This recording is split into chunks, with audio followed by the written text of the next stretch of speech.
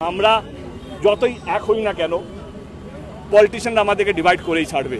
একটা কথা আছে, এই কথাটা এবারে চেঞ্জ হওয়া দরকার। কথাটা হলো বাঙালি একাই 100, কিন্তু 100টা বাঙালি এক নয়। এইবারে এই প্রবাদটা চেঞ্জ করতে হবে। এই 100টা বাঙালি ভারতবর্ষকে একটা নতুন ল এনে দেবে। এই 10 কোটি মানুষ বাংলায় যারা বাস করেন, যে আগুনটা শুরু হয়েছে সেটা জ্বালামুখীর মাধ্যমে এই লটা নিয়ে আসবে যে রেপিস্ট মানেই ক্যাপিটাল পানিশমেন্ট।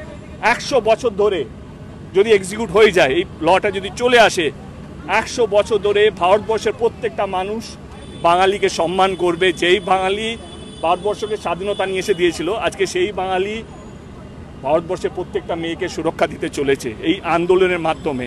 তো এই আন্দোলনের একটাই লক্ষ্য হওয়া উচিত, এবং আমার মনে প্রত্যেকটা মানুষ তাই চায় যে যারা এই রেপের সঙ্গে যুক্ত আছে তাদের ফাঁসি হওয়া উচিত, এবং যারা রেপ করছে ভারতবর্ষ জুড়ে তাদেরকেও ফাঁসি হওয়া উচিত।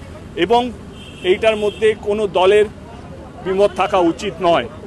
এইখানে কি সিপিএম, কি টিএমসি, কি বিজেপি বা কি কংগ্রেস বা যে যাই দল হোক না কেন, আমার মনে হয় এই একটা বিল যেখানে কোনো প্রতিবাদ হবে না, আমার মনে হয় পার্লামেন্টে এই একটা বিল যেখানে প্রত্যেকটা পার্লামেন্টারিয়ান বা প্রত্যেকটা পার্টি চেষ্টা করবে যে এই বিলটা যেন তাড়াতাড়ি কাজে আসে, বা এই ক্যাপিটাল পানিশমেন্ট যে বিলটা তাড়াতাড়ি যেন এক্সিকিউট হয়। এবং যা রেপিস্ট, আজকে ভাবুন তো, হরিয়ানায় ইলেকশন হচ্ছে, রাম রহিমকে পে অর্ডারে ছেড়ে দেওয়া হয়েছে।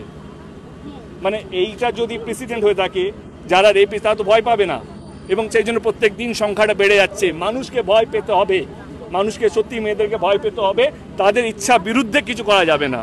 তো সেটার জন্য capital punishment is the only way out.